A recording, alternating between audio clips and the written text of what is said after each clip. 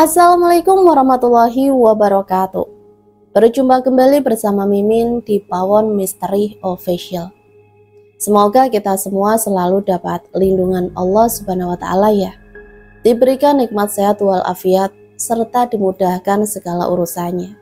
Amin ya rabbal alamin. Nah, untuk kesempatan kali ini, Mimin akan membagikan satu cerita misteri.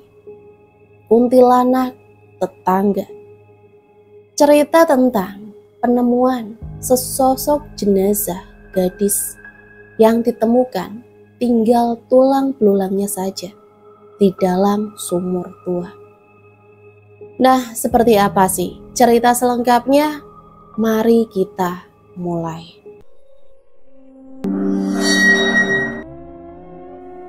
Kuntilanak tetangga. Decak kagum keluar dari bibirku manakala melihat rumah baru yang dibeli oleh sepupuku ini.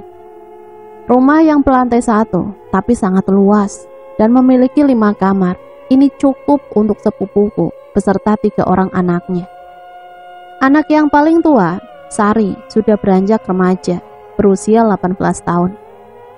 Meskipun usiaku dan Sari terpaut jauh, tapi dia sangat suka jika aku menemaninya mengobrol tentang apa saja. Seperti hari ini, ketika sepupuku dan suaminya berkunjung ke rumah sanak saudaranya dan membawa serta kedua anaknya, Sari yang bertugas untuk menjaga rumah mengajakku untuk menemaninya menginap. Sebenarnya aku ragu dan agak sedikit takut karena rumah itu teramat sangat besar. Lagi pula rumah itu adalah rumah tua yang sudah direnovasi, yang entah pemilik sebelumnya pindah karena apa, tidak ada yang tahu. Hanya desas-desus bahwa rumah tersebut sebelumnya dihuni oleh satu keluarga, tapi satu persatu anggota keluarga di rumah itu meninggal secara tragis. Dan akhirnya satu-satunya yang tersisa yaitu ibu mereka memutuskan untuk menjual rumah itu. Sepupuku yang seorang muslim taat tidak gentar mendengar kabar tersebut dan membeli rumah itu. Lokasinya strategis, itu alasan beliau membeli rumah tersebut. Malam itu aku juga mengajak 2 teman kuliahku untuk ikut menginap dan Sari tidak keberatan. Malah asik karena lebih ramai katanya. Sebelum berangkat ke rumah yang terletak di jalan hati gembira tersebut, aku sempatkan membeli beberapa cemilan sebagai teman begadang. Wah, Tante Imah banyak sekali cemilannya. Sedang masa pertumbuhan ya? Aku cuma terkekeh karena memang bodiku yang sangat aduhai membuatku selalu kelaparan. Bahkan tengah malam pun aku sering mencari makanan. Iya, kamu kan tahu tantemu ini gendut. Ya wajar dong kalau banyak makanannya. Aku sholat maghrib di musola rumah ini yang dibangun di dekat ruang keluarga dengan kedua temanku, Dian dan Nova. Sementara Sari sedang berhalangan katanya. Saat ruku, entah kenapa sepertinya aku merasakan hembusan angin dingin di tengkukku. Seketika aku rasakan bulu kuduku meremang. Meski agak takut dan agak sedikit membuyarkan konsentrasi, tapi aku tetap melanjutkan sholatku. Saat menoleh salam ke sebelah kanan, betapa terkejutnya.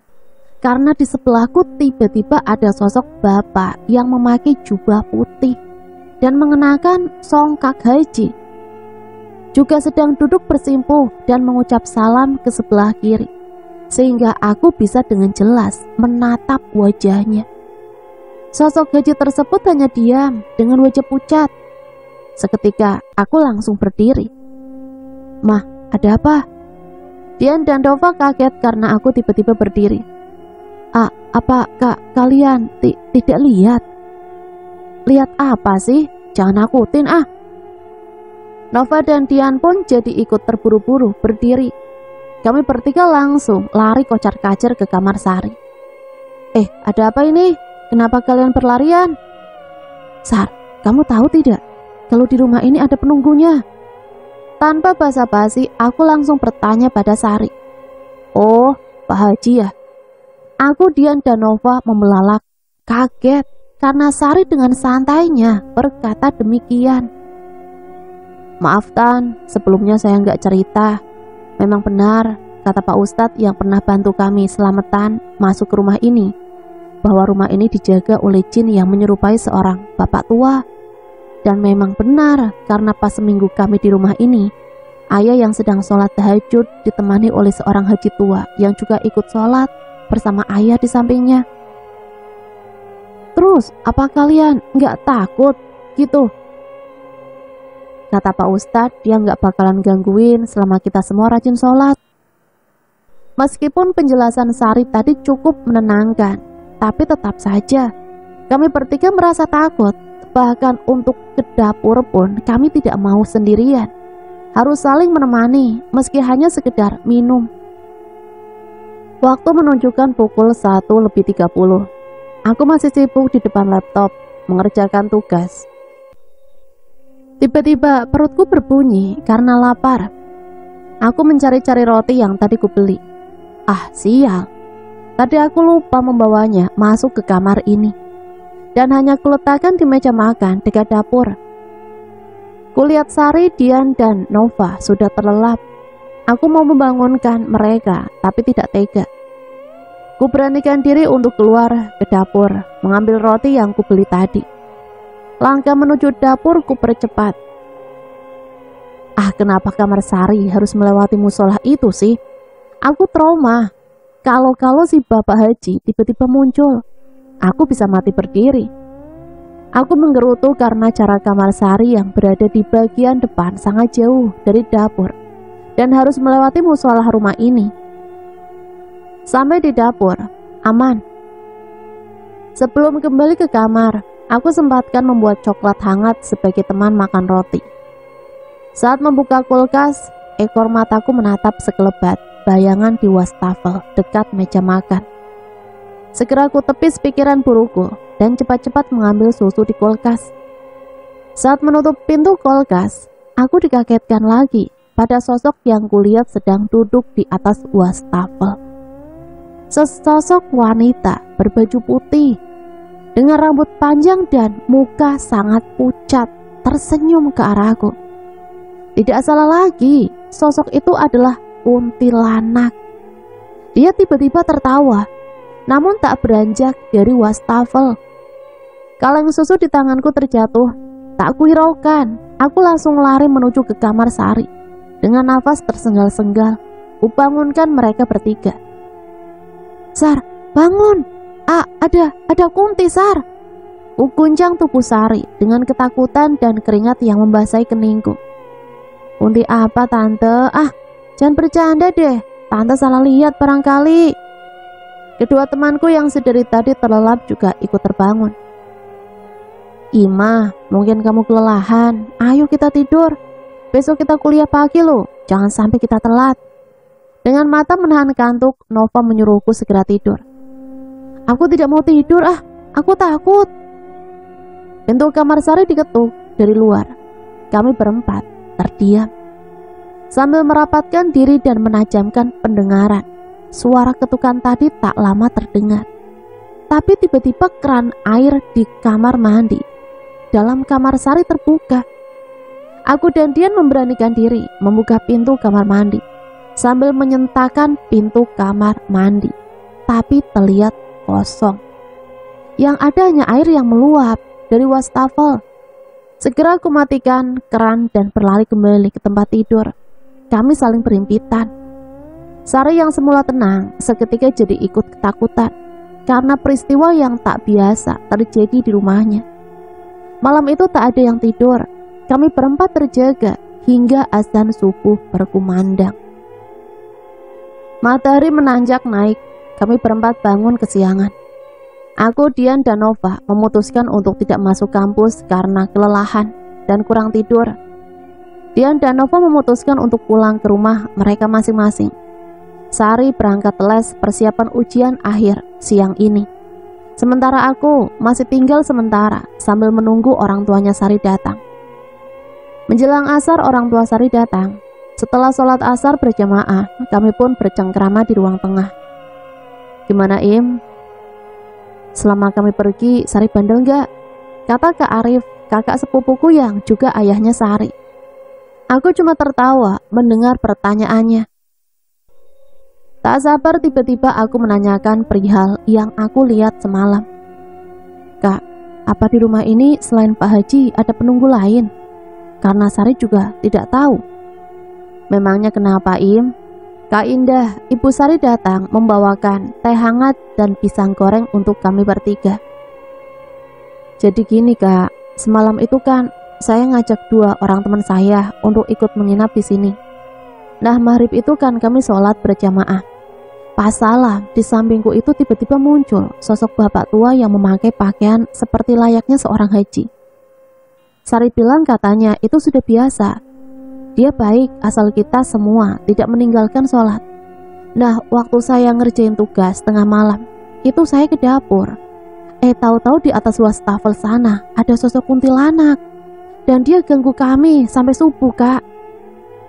Ayah dan Ibu Sari saling berpandangan. Mereka kaget. Karena selama ini yang mereka tahu, hanya sosok haji itu yang menjadi penunggu rumah mereka. Tapi aku kemudian terperanjat ketika Ayah Sari menunjukkan sebuah sumur di bagian belakang rumah mereka. Ternyata sumur tua tersebut terbagi 2. Di rumah ini dan di tetangga sebelah yang rumahnya sedang direnovasi. Sumur yang hanya 1 tapi dipisahkan oleh tembok di bagian atasnya membuatku bertanya-tanya, kok bisa orang membuat 1 sumur untuk 2 rumah? Ayah Sari juga tidak tahu kenapa ada sumur seperti itu. Ketika membeli rumah itu pun, maklarnya tidak bisa menjelaskan dengan pasti alasan sumur itu dibuat seperti itu. Apa mungkin kuntilanak itu berasal dari rumah tetangga sebelah ya? Aku makin penasaran dengan sumur itu. Entahlah Im, yang jelas selama kami di sini baru kali ini muncul sosok kuntilanak. Mungkin dia tahu ada orang baru di rumah ini dan dia kesepian, jadi kamu disambut. Mungkin mau diajak main ke sebelah. Sambil tertawa Kak Arif meledekku. Aduh Kak, nggak lucu deh, takut nih. Malam ini aku masih menginap karena aku masih ingin mengobati rasa penasaranku terhadap sosok kuntilanak tersebut.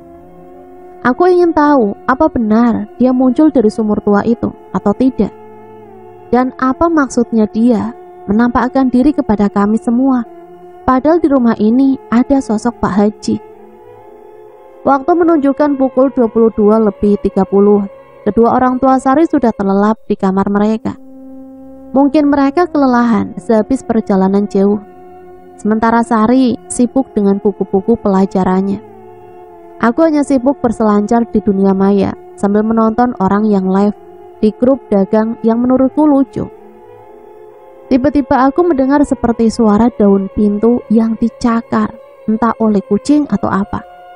Tapi di rumah ini tidak ada kucing. Sar, kamu dengar nggak? Iya tante, apa mungkin Kun? Shh. Buru-buru ku katupkan bibir Sari dengan jari telunjukku. Aku tidak ingin dia melanjutkan ucapannya. Takut si Mbak Kun tersebut mendengar dan dia merasa GR dipanggil. Suara cakaran itu masih terdengar. Tiba-tiba bulu kuduku meremang. Sari langsung melompat ke tempat tidur dan memegang lenganku. Aku juga semakin merasa ketakutan. Suara cakaran tersebut menghilang. Ku beranikan diri turun dari tempat tidur. Sari pun masih memegang lenganku. Ikut turun. Aku membuka pintu kamar Sari. Tiba-tiba, di balik remang-remang cahaya lampu hias di ruang tengah, aku melihat sosok kuntilanak itu berdiri tepat menghadap ke musola. Entah apa yang dilakukannya. Aku penasaran, ingin keluar dari kamar, tapi Sari menarik lenganku. Tante Imah, jangan keluar. Kalau dia lihat kita, bagaimana? Serga Sari setengah berbisik. Tapi saya penasaran, Sar, apa yang dia lakukan? Makhluk itu di rumah ini. Karena kata ayahmu, dia itu kuntilanak yang berasal dari rumah tetangga yang direnovasi itu, yang sumurnya nyambung sama sumur di rumah ini. Ketika kami berdua berbalik untuk menutup pintu kamar Sari, sosok kuntilanak itu sudah berdiri tak jauh di depan kami. Sontak kami berdua berteriak dan berlari keluar kamar menuju kamar orang tua Sari yang berhadapan dengan musola. "Ayah, Ibu, Kak Arif, buka pintunya. Kak Indah, buka." Dengan muka mengantuk, orang tua Sari membuka pintu kamar. Seketika Ibu Sari jatuh pingsan karena melihat di belakang kami sosok wanita berbaju putih, rambut panjang, dengan wajah pucat menyeringai, melayang-layang mengikuti kami. Sosok kuntilanak itu tiba-tiba menghilang, berganti dengan Kak Indah yang mengamuk dan meracau tidak jelas. Ya Tuhan, Kak Indah kesurupan. "Sari, hubungi Pak Ustadz yang tempo hari bantu kita selamatan di rumah. Nomornya ada di KW Ibu, cepat." Dengan penuh rasa cemas dan kepanikan, Kak Arif dan aku memegangi Kak Indah yang terbaring di lantai. Beruntung lantai kamar Kak Arif dipasangi karpet tebal, jadi tidak kasihan Kak Indah. "Kembalikan, aku tidak mau. Kemari kau jahanam." Kak Indah terus saja berteriak dan memaki. Aku dan Kak Arif sangat takut terjadi apa-apa pada Kak Indah. Untunglah komplek rumah Kak Arif orang-orangnya sangat individualis. Jadi meskipun Kak Indah berisik, tidak ada yang mendengarnya. Atau mungkin mereka mendengar tapi tak mau ambil pusing. "Sari, cepat, kenapa kamu lemah sekali?" Suara Kak Arif tiba-tiba meninggi. Sari dengan gemetar berusaha mencari gawai ibunya. "Tak usah panggil Pak Ustadz." Tiba-tiba kami dikejutkan oleh suara lelaki dari balik pintu kamar. "Pak Haji!" Antara takut dan senang, kami bertiga kompak berteriak. Entah kenapa Kak Indah yang tadinya berontak dan berteriak tidak jelas kini diam. Tubuhnya terkulai lemas. Ternyata kuntilanak itu sudah keluar dari tubuh Kak Indah. Segera kami membopong tubuh Kak Indah naik ke atas tempat tidur. Tak aku lihat lagi kuntilanak dan Pak Haji. Aku segera keluar ingin mencari tahu apa yang terjadi. Kuntilanak itu ternyata terbang, melayang dan berdiri di atas sumur tua. Sementara Pak Haji, kulihat berusaha mendorong kuntilanak itu ke bagian lain sumur tua yang berada di rumah sebelah yang sedang direnovasi. Kuntilanak itu tiba-tiba terbang ke arahku. Aku terkejut dan segera melarikan diri ke kamar Kak Arif. Namun dia meraih jilbabku, menariknya sampai aku terjengkal. "Kak Arif, tolong!" Sebuah tangan dingin meraih lenganku dan menjauhkanku dari kuntilanak itu. Tangan Pak Haji. Aku beringsut bersandar di dinding musola. Sementara Pak Haji kulihat sibuk berkomat kamit, entah sedang membaca doa atau apa. Kulihat kuntilanak itu memegangi telinganya seperti orang yang kesakitan. "Jangan, tidak, aku cuma ingin balas dendamku. Tidak." Kulihat pemandangan mengerikan itu sambil merapalkan doa-doa. Sungguh aku sangat ketakutan malam itu. Seluruh keberanianku musnah kala melihat pemandangan yang tak lazim itu. Kuntilanak diseret oleh Pak Haji ke arah sumur. Teriakan melengking dan menyayat hati terdengar. Tiba-tiba suasana hening. Perlahan kubuka mataku. Ternyata aku sudah ada di kamar Sari. "Tante Imah sudah bangun." Kepalaku pusing sekali. Apa yang terjadi, Sar? Semalam itu tante keluar dari kamar ayah, kemudian ayah menyusul tante, sementara saya jaga ibu. Tapi ketika sampai di dapur, tante tiba-tiba menghilang. Tahu-tahu pas azan subuh berkumandang, ayah lihat tante terbaring di musola. Jadi ayah angkat tante ke sini. Aku mencoba mengingat-ingat apa yang terjadi. Namun serangkaian kejadian semalam yang terjadi begitu cepat, sehingga aku pun sulit mengingat apa yang sebenarnya terjadi. Tiba-tiba terdengar kegaduhan dari luar. Aku dan Sari segera keluar, mencoba melihat apa yang terjadi. Ternyata di rumah sebelah yang sedang direnovasi itu dikerumuni oleh banyak orang. Ada mobil polisi juga, dan rumah tersebut sudah dipasang garis polisi. Aku melihat beberapa anggota polisi keluar dari rumah itu membawa kantong mayat berwarna kuning. Aku dan Sari saling berpandangan. Tiba-tiba kurasakan hawa dingin menyentuh tengkukku. Sebuah pesan masuk. "Sayang, kamu masih nginap di rumah sepupumu. Besok aku balik dari luar kota, kamu mau jemput tidak?" Pesan dari Mas Raihan, pria tampan dan baik hati yang sudah sebulan belakangan ini dekat denganku. Iya boleh, kamu pesawat jam berapa? Tapi aku jemputnya naik ojek online aja ya, nanti pulangnya kita naik taksi bandara, soalnya motorku lagi error nih. Insya Allah nanti motormu ku ganti sama mobil kalau kita sudah menikah. Besok insya Allah pesawat jam 14, tiba di sana mungkin sekitar jam 17. Amin. Oke deh, besok aku jemput ya. Hatiku yang tadinya suram jadi berseri-seri. Aku tersenyum-senyum sendiri. Tanpa sadar, di sudut ruangan ada sepasang mata yang melihatku dengan penuh amarah. Karena aku sudah 2 hari bolos kuliah, kuputuskan kuliahnya Senin saja. Hari Kamis sampai Ahad, aku mau bermalas-malasan di rumah besar ini. Pulang ke rumah pun rasanya malas karena adik ibuku yang emosinan itu masih sering datang untuk meminta jatah warisan yang sepenuhnya diserahkan ke ibuku. Lagi pula Kak Arif masih memintaku untuk menemani mereka karena masih khawatir akan kondisi rumah mereka akhir-akhir ini.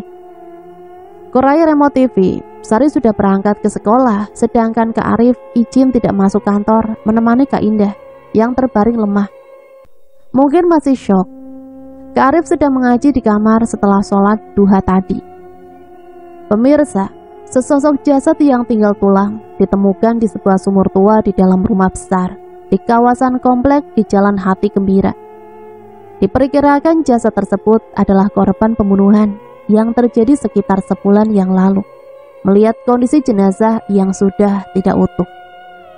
Pewarta membacakan berita utama pada program acara kriminal di televisi siang ini.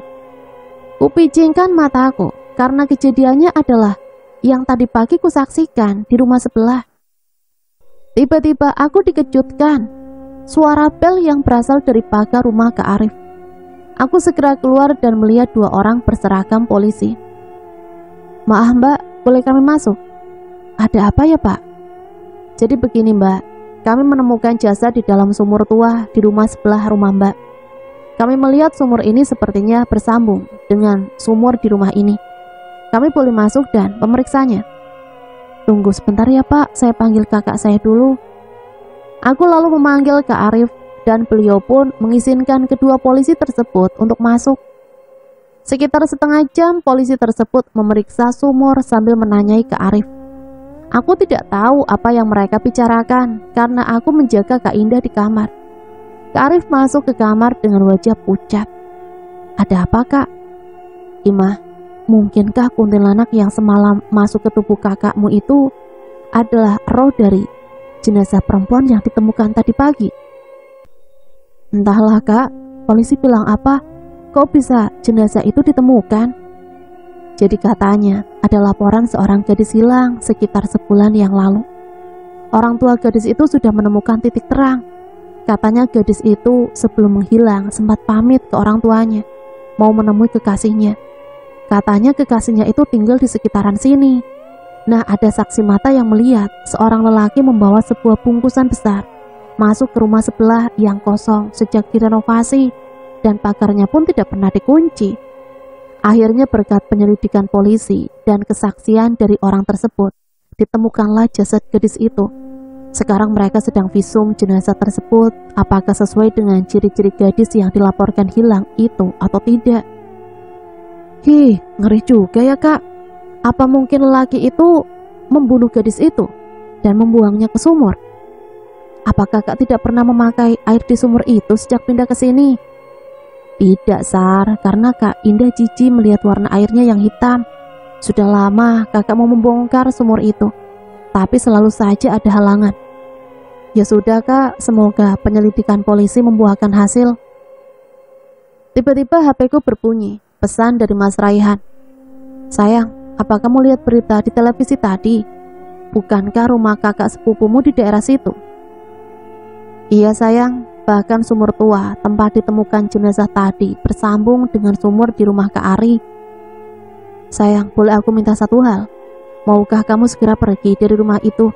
Aku tidak mau terjadi apa-apa sama kamu. Tenang saja, insya Allah aku tidak apa-apa, aku janji. Tapi besok begitu aku sudah tiba, kamu tidak boleh lagi menginap di rumah itu ya. Iya bawel, aku sayang kamu, Im. Sore itu aku pamit sama Kak Arif untuk menjemput Mas Raihan.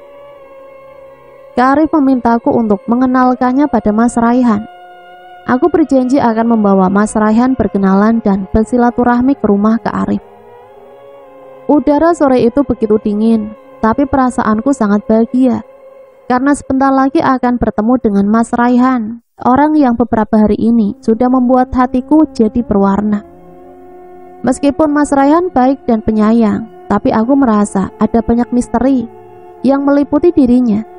Seperti ketika aku secara tidak sengaja melihat KTP-nya yang terjatuh saat mengambil kartu ATM waktu kami makan di restoran.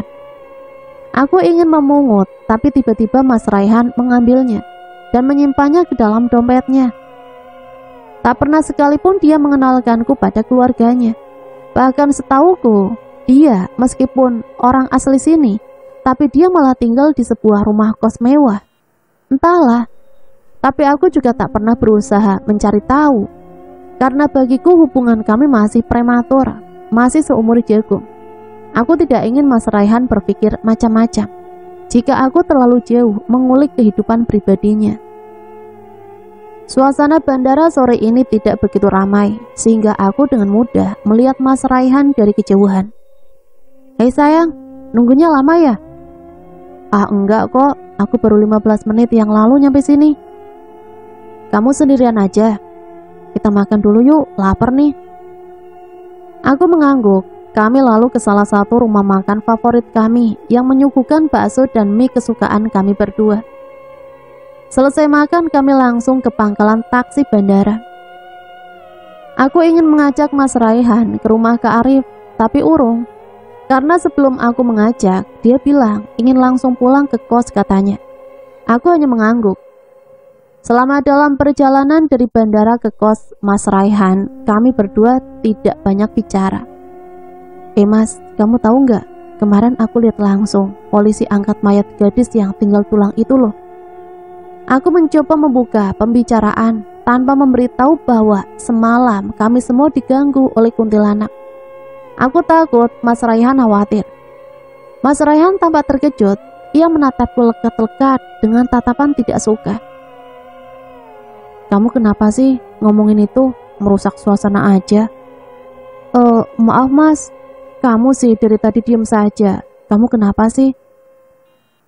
Enggak, aku lelah. Nanti kamu ikut ke kamar atau gimana? Aku langsung pulang aja lah Mas. Sudah 3 hari aku menginap di rumah Kak Arif.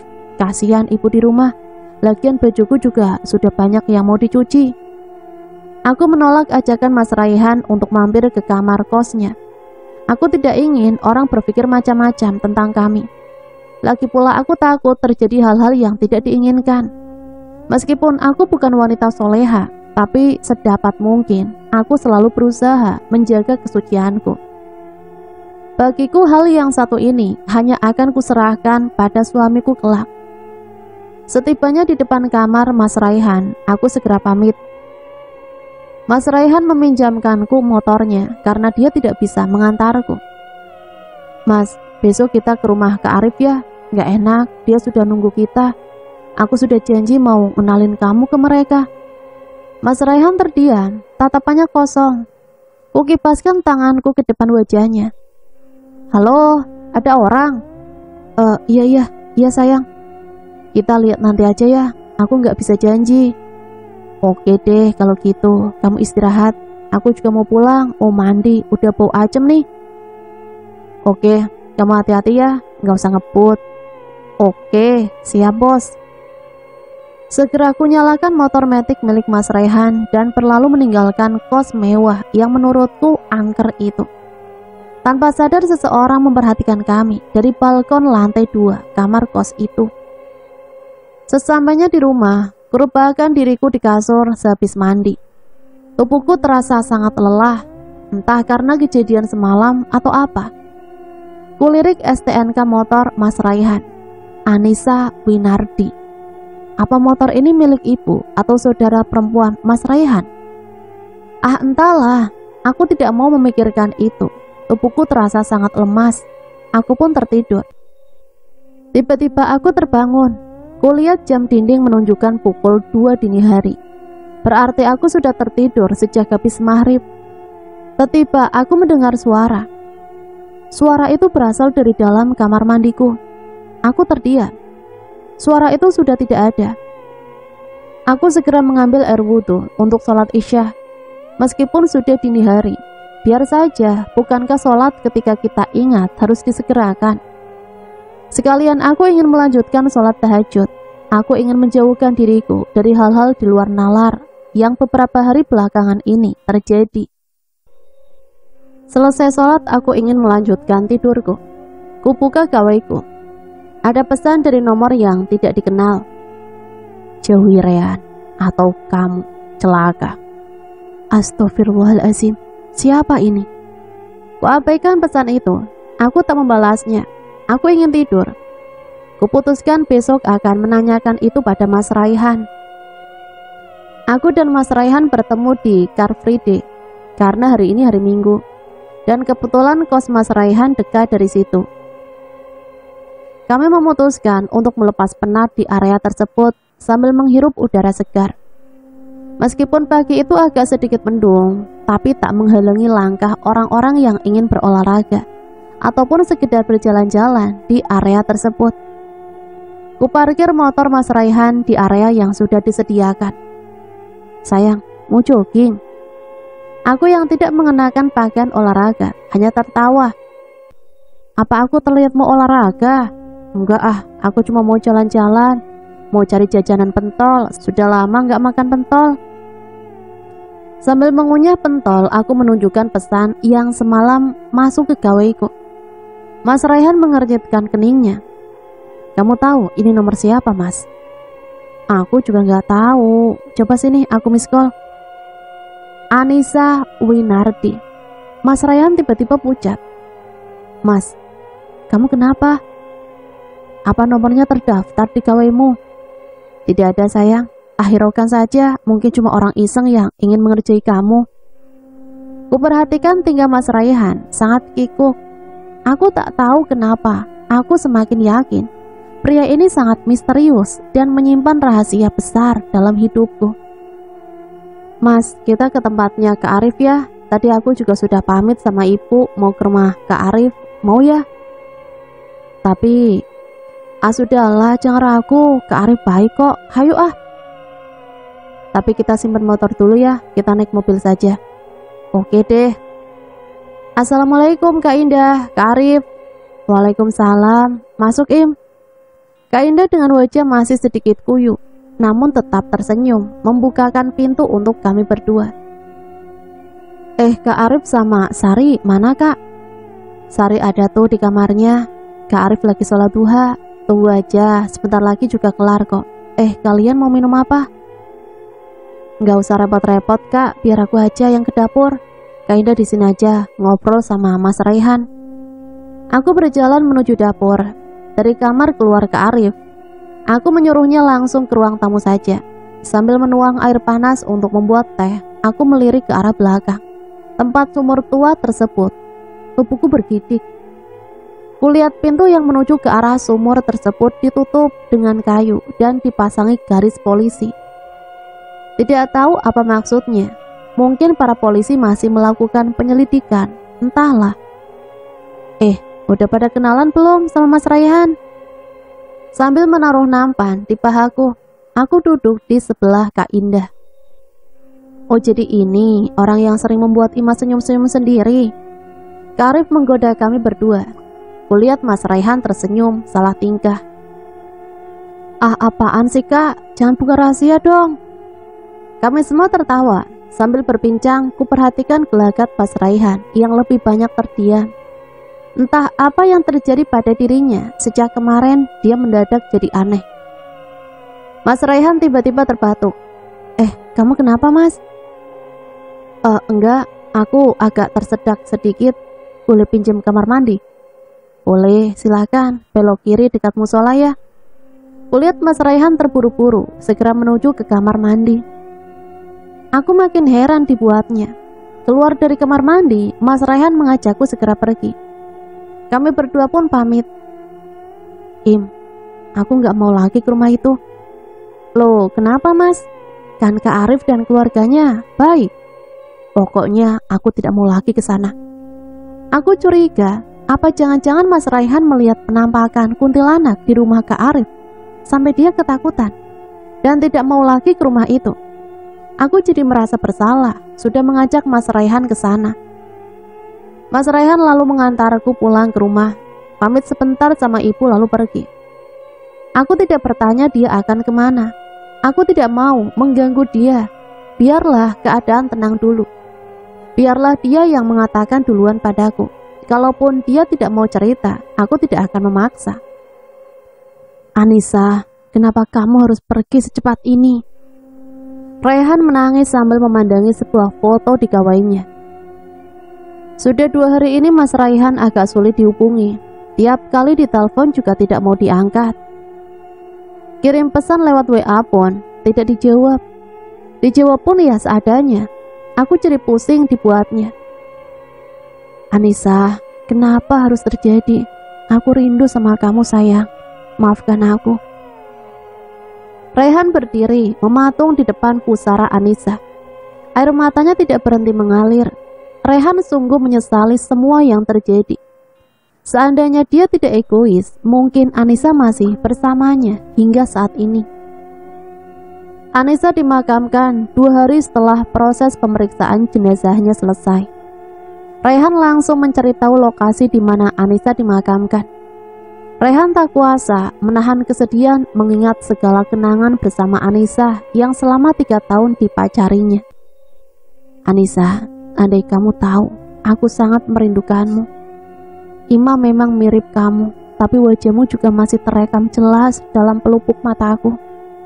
Aku mungkin bisa menemukan pengganti yang mirip dirimu, yang sama baiknya, tapi cintaku begitu besar padamu. Sambil terus menatap pusara bertuliskan Anissa Winardi, Raihan terus bermain dengan ingatan tentang Anissa. Mas, kembalikan. Anissa berusaha merebut gawainya yang sedari tadi dipegang oleh Raihan. Apa yang kamu sembunyikan dariku?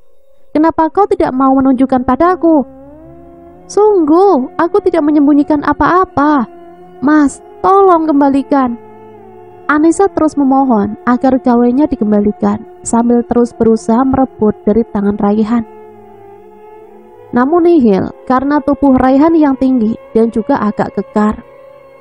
Baiklah, aku tidak akan membuka gawaimu, tapi kamu juga tidak akan pernah lagi memakainya. Raihan lalu membuang gawai milik Anissa ke dasar tebing tempat mereka berdua sering duduk menghabiskan waktu sambil menikmati pemandangan matahari terbenam. Tanpa sadar Anissa berusaha menangkap gawai yang dilempar oleh Raihan. Namun naas, karena batu yang dipijak oleh Anissa terlalu berada di tepi tebing, sehingga tubuh Anissa begitu mudahnya terhempas ke dasar tebing. Kejadian itu terjadi begitu cepat. Raihan terkesiap, jantungnya berdegup kencang. Dia berteriak memanggil Anissa. Tangannya tak mampu mencegah Anissa terjatuh. Di dasar tebing tubuh Anissa kaku, tak bergerak. Darah segar mengucur dari pelipis hidung dan mulutnya. Tubuhnya membentur batu besar. Raihan berlari menuruni sebuah tangga kayu yang dibuat entah oleh siapa. Raihan ingin menyelamatkan gadisnya. Raihan memegangi pergelangan tangan Anissa. Tak ada denyut nadi di sana. Hidung Anissa pun tak lagi bernafas. Ia mengguncang tubuh Anissa. Tapi tubuh gadis cantik itu sudah lunglai. Oh Tuhan, apa yang aku lakukan? Raihan menangis sejadi-jadinya. Ia menyesali kebodohannya. Ia terlalu egois. Anissa mengajaknya ke sebuah kafe, tapi Raihan malah memaksa ke tempat ini. Supaya bebas berteriak, karena di sekitar tebing ini jarang sekali orang yang datang. Raihan lalu memungut gawai yang sedari tadi dibuangnya. Ia langsung mengangkat tubuh Anissa dan memasukkannya ke kursi bagian belakang mobilnya. Lalu kembali ke tempat di mana Anissa terjatuh. Ia mencari-cari sesuatu, kalau-kalau ada barang Anissa yang tertinggal. Raihan lalu menutupi bercak darah dengan pasir dan rerumputan yang tumbuh subur di sekitar tebing. Setelah dirasa aman, Raihan lalu kembali ke mobilnya. Sekali lagi ia memandangi wajah gadis itu yang sudah berlumuran darah. Sambil memukul-mukulkan tangannya ke setir mobil, Raihan menyesali apa yang sudah dilakukannya. Anissa, andai saja kamu mau memberitahuku siapa pria yang kemarin kulihat bersamamu di kafe itu, aku mungkin tidak akan seperti ini. Waktu menunjukkan pukul 23. Mataku juga tak bisa terpejam. Seharian kuliah tak membuatku lelah. Pikiranku tertuju pada Mas Raihan. Apa dia sakit karena habis melihat penampakan kuntilanak itu? Aku sungguh menyesal kenapa aku memaksanya berkunjung ke rumah Kak Arif. Tiba-tiba pesan WA dari Mas Raihan. Aku segera membuka gawaiku. Assalamualaikum, Ima. Maaf sayang, beberapa hari ini aku sibuk sekali. Ada pekerjaan yang harus aku selesaikan. Maaf, aku pergi tidak memberitahu sebelumnya. Sekarang aku sedang berada di Kalimantan. Mungkin aku akan berada di sini selama 2 minggu. Nanti aku kabari begitu aku balik ya. I miss you. Pesan yang diakhiri tanda hati itu membuatku gemas. Bukan karena kata-kata penutupnya, tapi aku gemas karena dia tiba-tiba menghilang. Lalu sekarang ada di luar kota. Ya Allah, pria ini benar-benar misterius. Aku menyesal karena harus bertemu dengan pria seperti ini. Tapi, sudahlah, semua sudah terlanjur. Seandainya sore itu motorku tidak mogok dan berhenti di depan tebing sunyi itu, mungkin aku tidak akan bertemu dengan Mas Raihan. Setelah mengirim pesan pada Ima, Raihan lalu mematikan lampu kamarnya. Dia sedang tidak ingin diganggu. Dia betul-betul sedang kalut. Bayangan tentang Anissa terus saja menghantui pikirannya. Raihan tahu pasti Ima akan marah jika dia tahu Raihan tidak sedang pergi. Di sudut kamar Raihan, sosok berbaju putih berdiri sambil menangis. Dia lalu mendekati Raihan yang sedang tertelungkup di kasurnya. Sambil membelai rambut Raihan, dia berdiri di tepi tempat tidur. Raihan berbalik karena merasakan hawa dingin menyentuh kepala dan pundaknya. Anissa, kau. Kuliah dimulai sejam lagi, tapi entah kenapa pikiranku kalut. Aku memikirkan kemisteriusan Mas Raihan. Ada berjuta tanya yang belum mampu aku jawab. Sudah lebih dari seminggu, Mas Raihan pergi ke Kalimantan. Dia jarang menelponku. Hanya sesekali berkirim kabar lewat pesan singkat. Aku juga tidak mau mengganggu dia. Biarlah dia fokus sama pekerjaannya. Bukankah nanti kalau sudah menikah, itu semua juga untukku? Menikah? Aku tidak yakin apakah aku bisa menikah dengan pria seperti Mas Raihan. Fatimah, tolong jelaskan mengenai metode iklan yang menggunakan media sosial sebagai perantaranya. Woi, Ima, Pak Hendra nanya tuh. Dian menyangkut lenganku. Aku terkejut dan segera tersadar dari lamunanku. Aduh. Sambil meringis aku mengusap lenganku. Iya Pak. Untung aku bisa menjelaskan materi yang beberapa hari sebelumnya sempat kubaca pada salah satu media daring mengenai betapa pesatnya persaingan bisnis di zaman serba teknologi sekarang ini. Kemajuan zaman membuat para pelaku usaha berlomba-lomba mempromosikan usaha mereka lewat media daring. Berbagai aplikasi yang menjamur di toko-toko, khusus perangkat lunak gawai, dan sebagainya. Pak Hendra cukup senang dan puas dengan penjelasanku. Kamu tadi kenapa sih? Sepanjang mata kuliah Pak Hendra, kamu diam saja. Apa ini karena cowokmu itu? Siapa namanya? Raihan? Iya. Dia yang sudah bikin kamu kayak orang sakau itu, iya kan? Dian mencecarku dengan berbagai pertanyaan yang jujur saja aku tidak suka. Tapi harus kuakui, semua itu benar. Aku terdiam sambil mengaduk-aduk es jeruk yang sudah meleleh esnya. Aku sungguh malas hari ini. Di kantin hanya ada beberapa mahasiswa. Mungkin karena sudah sore. Dian, jalan ke mall yuk. Aku mau beli parfum, mau kasih kejutan buat Mas Rehan nanti kalau dia pulang. Dian hanya menggeleng melihat tingkahku. Aku bertekad sepulangnya Mas Rehan dari Kalimantan, aku ingin menanyakan latar belakang kehidupannya. Biarlah kalau dia tidak suka, tapi rasa penasaran ini sungguh menyiksa aku. Waktu menunjukkan pukul 20. Aku berbaring sambil bermalas-malasan. Sehabis makan dan cuci piring, aku segera sholat Isya. Jadi aku bersantai dulu. Kulirik kado berisi parfum yang tadi sore kubeli untuk Mas Raihan. Tiba-tiba suara ketukan di pintu ruang tamu mengejutkanku. Siapa yang bertamu malam-malam begini? Ku ambil dan ku kenakan mukena yang belum kulipat. Aku sedang malas mengambil jilbab dan memakai baju lengan panjang. Aku segera keluar dari kamar yang jaraknya tidak begitu jauh dari ruang tamu. Assalamualaikum Imah. Mas Raihan, loh kok sudah pulang? Katanya 2 minggu, ini kan baru 10 hari. Aku terkejut dengan kedatangan Mas Raihan yang tiba-tiba. Wajahnya kelihatan pucat, ekspresinya datar tanpa senyum yang biasa mengembang di bibirnya manakala bertemu denganku. Aku segera menarik tangannya untuk masuk dan duduk di ruang tamu. Betapa terkejutnya aku, karena tangannya begitu dingin. Mas Raihan tidak banyak bicara, hanya terdiam. Harusnya aku yang memberi kejutan untuk Mas Raihan. Kenapa kini aku yang terkejut dengan kedatangannya yang tiba-tiba? Mas Raihan tidak menjawab pertanyaanku, hanya terdiam sambil menatapku. Perlahan Mas Raihan mendekatiku. Dia lalu memegang pundakku, kemudian mencengkram leherku. Mas Raihan, apa yang kamu lakukan?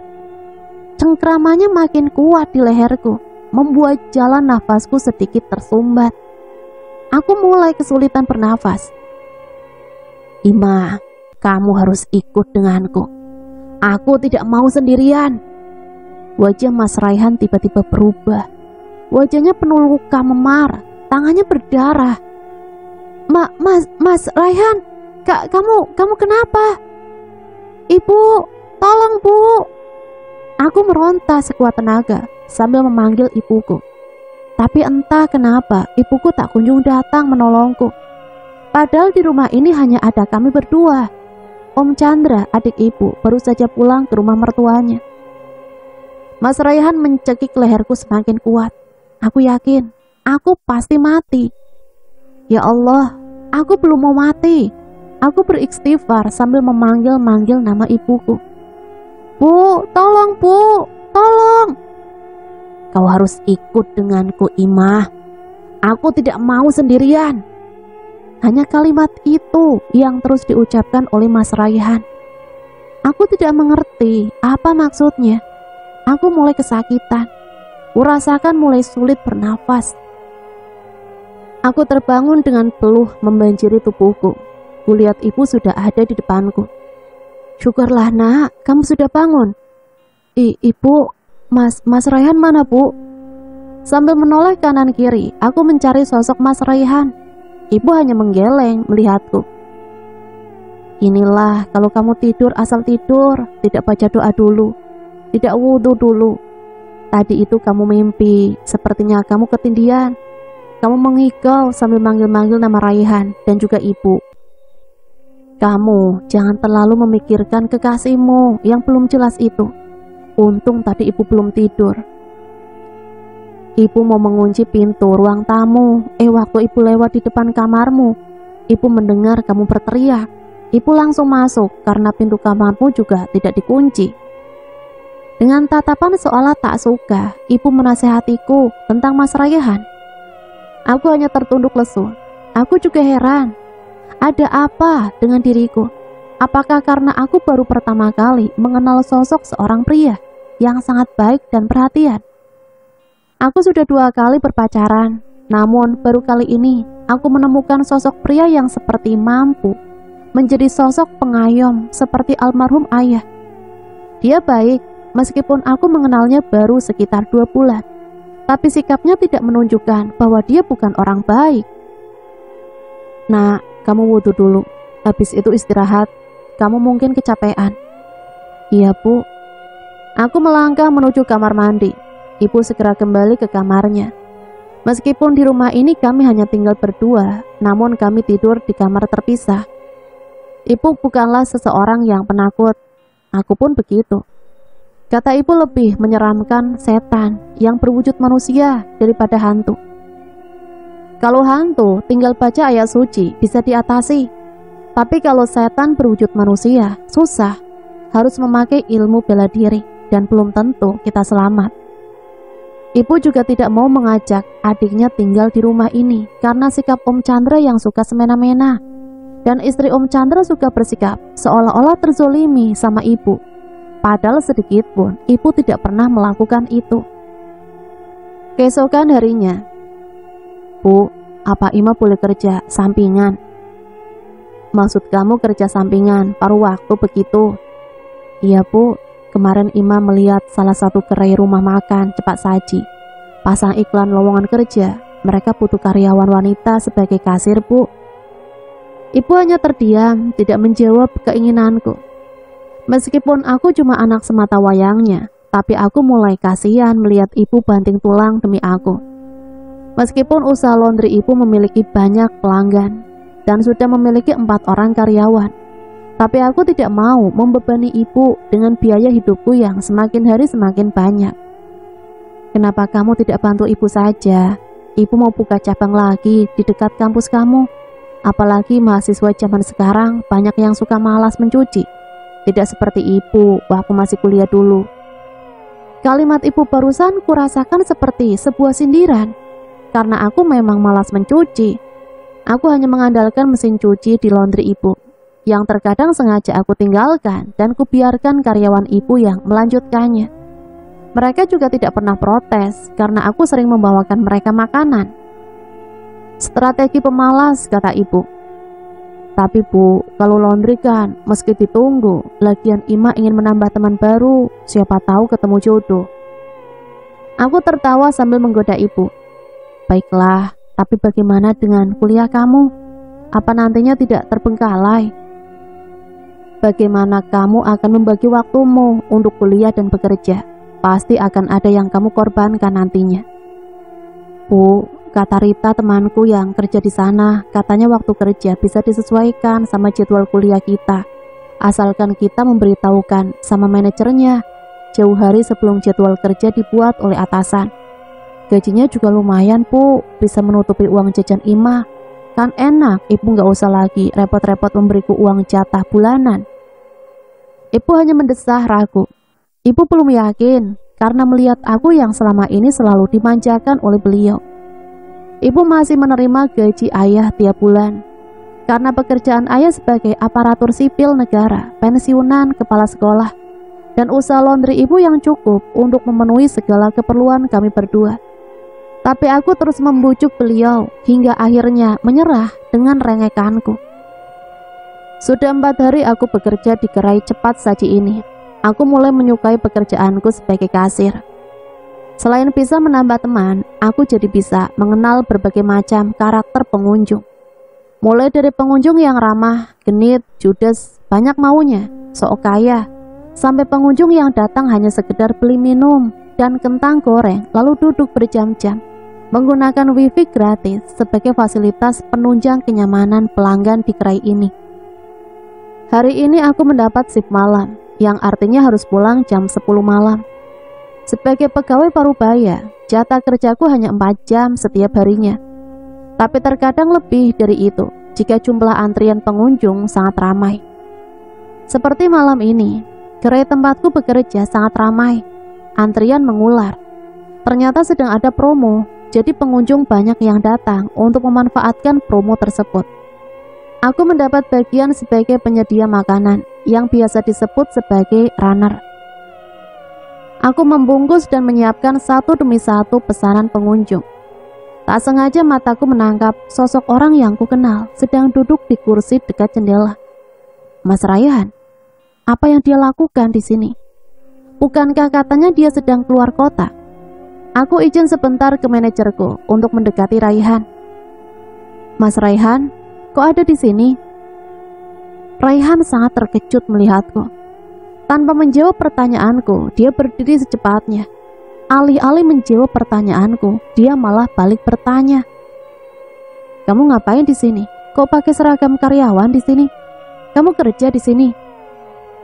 Iya mas, aku cuma diberi waktu 5 menit sama manajerku. Tolong tunggu sampai waktu kerjaku selesai. Tinggal sejam lagi, aku akan izin pulang tepat waktu. Aku ingin bicara banyak denganmu. Baik sayang, aku juga belum makan. Kulirik mejanya, ada seporsi ayam goreng dan juga minuman bersoda yang tampaknya sudah sedari tadi dipesan, namun tidak disentuh. Mungkin Raihan sudah lama duduk di sini sebelum aku datang, karena aku tidak melihatnya. Pukul 22:30, ku dekati meja Mas Raihan. Hanya ada beberapa meja yang terisi, karena waktu sudah semakin malam. Hanya diisi oleh beberapa pengunjung yang sedang bermain permainan online. Ada juga pengunjung yang sedang mengerjakan sesuatu di gawainya. Dan beberapa pengunjung yang hanya sekedar mengobrol. Sisanya 2 rekan kerjaku sedang membersihkan sisa-sisa kotoran di meja dan lantai. Ima, duduk sayang. Mas Raihan seperti biasa tersenyum ramah padaku. Senyuman yang selalu menghangatkan hatiku. Namun kali ini kehangatan itu seolah menguap entah kemana. Berganti dengan perasaan aneh. Perasaan yang selalu diliputi oleh rasa penasaran akan sosoknya. Aku sudah izin sama ibu akan pulang terlambat malam ini. Ibu hanya mengingatkanku untuk berhati-hati saat pulang. Mengingat akhir-akhir ini sering terjadi pembegalan di jalan raya. Aku juga sudah menelpon salah satu karyawan ibu untuk menemani ibu di rumah. Kamu sudah makan sayang? Iya mas, di sini aku dapat jatah makan 1 kali setiap masuk kerja. Oh iya, bagus dong. Kamu kok kerja di sini tidak bilang sama aku? Apa perlu mas? Bukankah Mas Raihan juga tiba-tiba menghilang? Terus cuma mengabari lewat pesan singkat. Lalu tiba-tiba Mas Raihan ada di sini. Sungguh aku tidak mengerti dengan sikapmu mas. Ada apa sebenarnya dengan kamu? Di awal hubungan kita, kamu baik, lucu, perhatian. Tapi sejak kamu pulang dari rumah Kak Arif, kamu berubah drastis. Emosiku seakan memuncak. Rasa penasaran yang kupendam lama dalam hati hingga menjadi bom waktu akhirnya meledak juga. Nada suaraku sedikit meninggi, membuat beberapa pengunjung menoleh ke arahku. Namun mereka kembali ke aktivitas masing-masing tanpa menghiraukan kami. Shh, sayang, jangan keras-keras. Malu dilihatin sama orang. Yuk kita pergi dari sini. Mas Raihan mengajakku keluar. Aku ikut mobil Mas Raihan. Sementara motorku, aku titipkan pada tukang parkir di seberang mall yang sering begadang sampai pagi. Dengan membayar 10.000, biarlah yang penting motorku aman. Toh besok pagi bisa minta tolong diantar sama Mas Raihan. Mobil melaju membelah keheningan malam. Mas Raihan mengarahkan mobilnya ke suatu tempat. Aku tertegun karena tiba-tiba Mas Raihan berbelok ke arah tempat yang sepi. Tempat di mana aku dulu kesasar dan membuatku bertemu pertama kali dengan Mas Raihan. Tebing cinta, begitu Mas Raihan menyebut tempat ini. Katanya dia memberi nama seperti itu karena menemukanku di sana. Bulan bersinar dengan sangat terang. Tebing itu jadi terlihat jelas. Suara ombak di bawah sangat tenang. Ya, di bawah tebing ini terhampar pantai yang luas. Namun entah kenapa di sini tidak dijadikan objek wisata, padahal tempat ini sangat potensial. Turun yuk, kita ngobrol di bangku panjang itu. Sambil menunjuk bangku kayu yang terdapat di sisi tebing, Mas Raihan lalu turun dan mematikan mesin mobil. Mas, apa yang kita lakukan di sini? Pulang yuk, aku takut nih. Jangan sampai ada orang yang melihat kita, berpikir macam-macam lagi. Tidak apa-apa sayang. Tidak akan ada orang yang kesini. Kamu tenang aja. Bukankah kamu ingin berbicara denganku? Dengan perasaan was-was, mataku melihat ke sana kemari. Aku masih khawatir. Orang ini betul-betul membuatku seperti kehilangan akal, selalu misterius. Tapi aku akan membongkar kemisteriusanmu malam ini, Mas. Mas, kamu belum menjawab pertanyaanku tadi. Mas Raihan merangkul pundakku. Aku beringsut, sedikit menjauh. Aku masih khawatir ada orang yang melihat kami dan berpikir yang tidak-tidak. Sayang, kamu kenapa sih? Kok kamu berubah? Jangan takut, di sini tidak akan ada orang yang melihat kita. Mas, kamu kenapa sih? Jangan seperti ini, aku tidak suka. Nada suaraku lagi-lagi meninggi. Aku sungguh tidak suka dengan suasana malam ini. Baiklah sayang, sebenarnya aku tidak sedang di luar kota. Selama ini aku hanya berdiam diri di rumah. Aku sengaja memberitahukanmu bahwa aku pergi keluar kota, karena aku tidak ingin kamu khawatir. Aku sedang ingin sendiri, aku tidak ingin diganggu oleh siapapun. Termasuk aku, orang yang selama ini kamu bilang, kamu sayang. Aku memotong, tak sabar, hatiku sakit mendengar pengakuannya. Maafkan aku sayang, tolong mengerti kondisiku. Aku berdiri, aku sungguh marah. Mengerti bagaimana, Mas? 2 bulan ini kamu masuk ke dalam hidupku. Kamu datang bak pangeran berkuda, menawarkan janji kebahagiaan.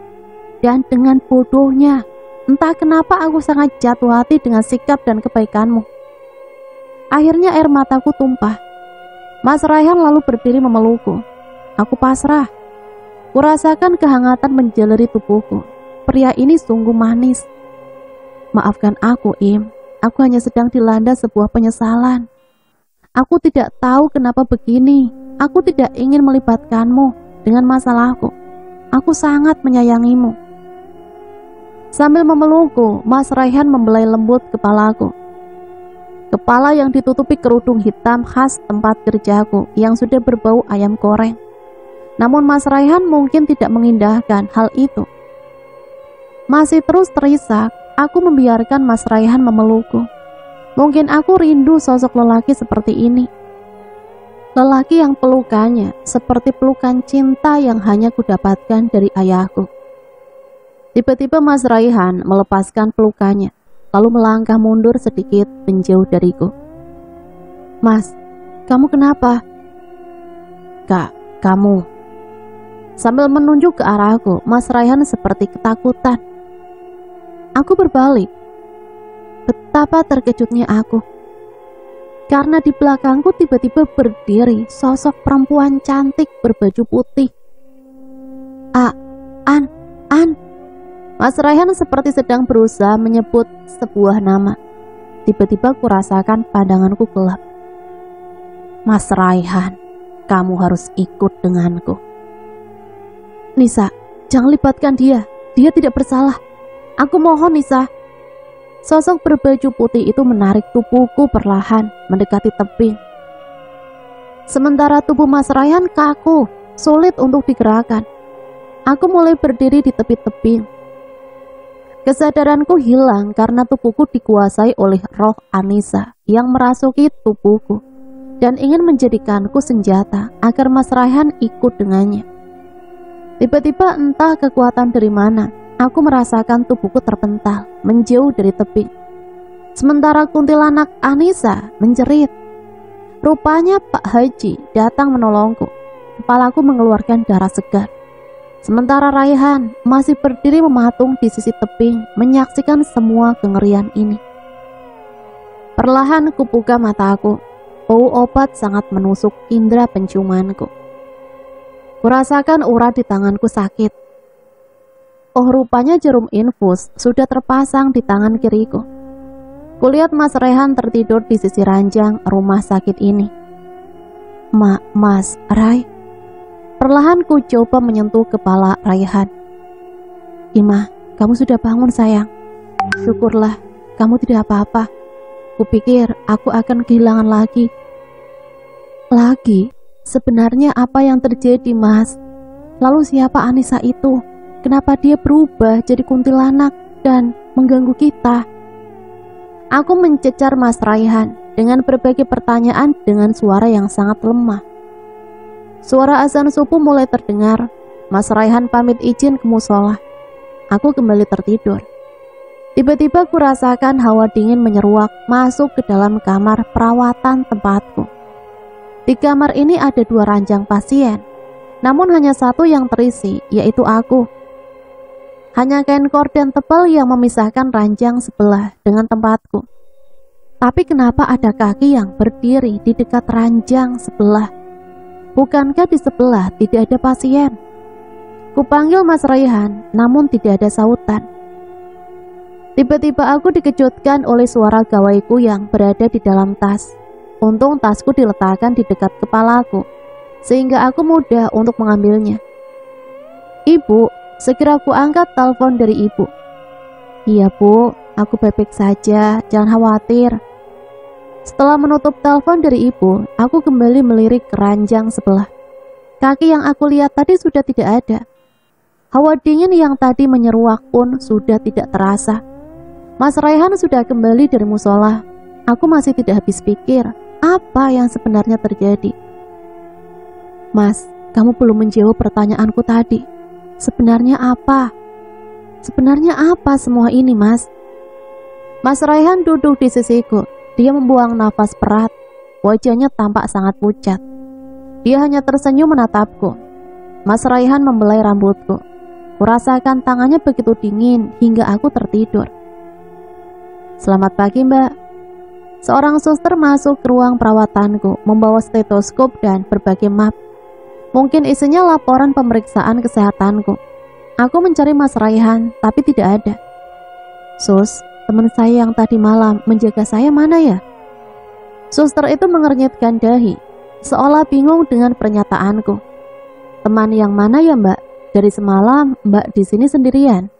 Tubuh Mbak penuh luka, semalam diantar oleh beberapa orang. Mereka bilang menemukan tubuh Mbak tergeletak di pinggir jalan. Setelah mengantar Mbak ke UGD dan memastikan semua baik-baik saja, mereka semua langsung pergi." Aku terkesima mendengar penjelasan perawat itu. Jelas-jelas Mas Raihan menjagaku dari sejak semalam. Lalu, "Sus, boleh minta tolong remote televisinya?" Setelah memeriksa kondisiku pagi ini, perawat tersebut memperbaiki letak selimutku. Setelah itu meninggalkanku di ruang perawatan ini sendirian. Segera aku nyalakan televisi. Pemirsa, sesosok mayat pria ditemukan di atas sebuah batu besar di bawah tebing dengan kondisi mengenaskan. Ditemukan pula sebuah mobil dalam kondisi menyala. Diperkirakan pria tersebut meninggal bunuh diri karena tidak ditemukan tanda-tanda kekerasan pada tubuhnya. Di atas tubuhnya ditemukan sebuah gawai dalam kondisi retak. Polisi masih mendalami kasus ini. Polisi sudah memasang garis polisi di sekitar area ditemukannya mayat pria tersebut. Ditemukan pula identitas di dalam mobil pria yang diketahui bernama Raihan Sanjaya. Tubuhku lemas seketika. Air mataku mengalir. Aku menangis sejadi-jadinya melihat berita yang baru saja kusaksikan di televisi. Tiba-tiba 3 orang pria berseragam polisi masuk ke ruangan perawatanku.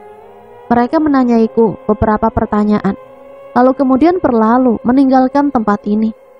Ibu tiba-tiba datang, tergesa-gesa. "Im, kamu tidak apa-apa sayang? Kenapa ada polisi yang keluar dari sini?" Aku tidak menjawab pertanyaan ibu. Aku hanya menangis. Aku tidak tahu ada apa sebenarnya. Semua rentetan kejadian terjadi begitu cepat. Seminggu setelah kejadian itu, aku mendatangi rumah kos Mas Raihan. Aku ingin mencari jawaban atas pertanyaan-pertanyaan yang selama ini mengganggu pikiranku. Kulirik kado berisi parfum untuk Mas Raihan di atas nakas. Kado yang seharusnya jadi kejutan untuk pria yang kukasihi itu. Air mataku mengalir. Aku memarkirkan motorku tepat di depan kamar kos Mas Raihan. Aku melihat 2 orang pria membawa motor Mas Raihan. Segera aku dekati mereka. "Mas, mau dibawa kemana motor Mas Raihan?" "Motor Raihan," katanya. "Motor ini milik adik saya, Mbak. Setelah membunuh adik saya, Raihan mengambil gawai dan motor adik saya." Maksud Mas, Anissa Winardi itu adik Mas, dibunuh Mas Raihan?" Saya tidak mengerti. "Ya, Adik saya Anissa. Mbak kenal adik saya? Dia kekasih si Raihan, bajingan itu. Sayangnya adik saya mengenal pria yang salah. Pria itu hanya mengantarkan nyawa adik saya. Sambil menaikkan motor ke atas mobil bak terbuka, pria itu mengatakan semua hal yang sulit kupercaya. Dia kemudian berlalu meninggalkanku dengan beribu tanya. Aku meminta kunci kamar Mas Raihan kepada penjaga kos. Setelah mengucap terima kasih, aku masuk ke dalam kamar itu. Kamar yang sangat luas. Rupanya Mas Raihan adalah pria yang rapi. Baru kali ini aku masuk ke kamarnya. Mataku tertuju pada sebuah foto. Ternyata foto diriku yang diambil secara diam-diam. Ada bulir kesedihan merayap masuk ke dalam hatiku. Rupanya dia betul-betul menyayangiku. Kubuka lemari Mas Raihan. Sebuah amplop coklat terjatuh. Anissa Winardi. Nama yang tertulis di sisi depan amplop coklat tersebut. Aku duduk di sisi tempat tidur. Segera kubuka amplop itu. Sebuah foto seorang gadis berparas cantik. Entah kenapa gadis itu terlihat sangat mirip dengan sosok kuntilanak yang sering muncul belakangan ini. Di belakang foto terdapat sebuah buku diari kecil. Perlahan kubuka dan tampak foto Mas Raihan sedang memeluk seorang gadis yang sama dengan sosok yang ada di dalam foto tadi. Anissa sayang, sebulan sudah kepergianmu. Aku sungguh tidak rela kau pergi, namun aku harus berusaha ikhlas. Maafkan aku yang sangat egois sehingga menyebabkan nyawamu tak tertolong. Maafkan aku karena aku membuang jenazahmu di sumur tua itu. Aku kalut, aku bimbang. Aku tidak tahu harus berbuat apa. Semuanya terjadi begitu cepat. Saat aku tahu jenazahmu sudah ditemukan dan dikuburkan secara layak, aku senang karena akhirnya kamu ditemukan. Anissa sayangku, maafkan aku karena aku buru-buru mencari penggantimu. Saat aku ke tebing cinta kita untuk mencari sosok dirimu, aku bertemu dengan seorang yang sangat mirip denganmu. Namanya Fatimah. Dia gadis yang baik, dia juga bawel seperti dirimu. Aku tersenyum sambil menangis, membaca namaku disebut dalam diari kecil itu. Kulanjutkan membaca dengan perasaan yang sangat tidak karuan. Anissa, kamu jangan cemburu ya sayang. Aku janji tidak akan melupakanmu. Fatimah akan jadi teman yang baik untuk kita. Ah iya, ternyata rumah keluarga Fatimah bersebelahan dengan rumah kosong tempatku membuang jenazahmu. Tapi kenapa kau menampakkan diri saat aku berkunjung ke sana? Apa kau tidak suka jika aku dekat dengan gadis itu? Bukankah kau pernah bilang kalau kau bahagia jika melihatku bahagia? Kamu bohong, Nisa. Kulihat halaman itu seperti habis, basah dan remuk. Mungkin saat menulis bagian itu, Mas Raihan menangis lalu bersikap emosional. Kututup diari itu. Aku mengedarkan pandangan ke sekeliling kamar. Aku meletakkan amplop dan semua isinya kembali ke tempatnya semula. Aku akhirnya yakin bahwa semua sikap misterius Mas Raihan disebabkan karena Anissa. Ya Tuhan, andai aku sedikit lebih peka, mungkin aku tidak akan seperti ini. Kuletakkan kado parfum di atas tempat tidur yang sedianya akan kuberikan pada Mas Raihan. Aku mengecup foto Mas Raihan yang diletakkan bersebelahan dengan fotoku. Aku meninggalkan kamar itu dengan perasaan yang berkecamuk. Raihan, aku janji aku tidak akan melupakanmu. Di atas tebing berdiri sepasang kekasih menatap hamparan pantai nan luas. Mereka terlihat saling menyayangi, saling perangkulan menatap matahari tenggelam. Nah, itulah sepenggal cerita yang bisa saya bagikan. Semoga cerita ini bisa menemani hari-hari teman-teman semua ya. Dan sampai di sini saya pamit undur diri. Mohon maaf apabila banyak salah kata. Sampai berjumpa kembali di cerita-cerita misteri selanjutnya. Matur suwun. Wassalamualaikum warahmatullahi wabarakatuh.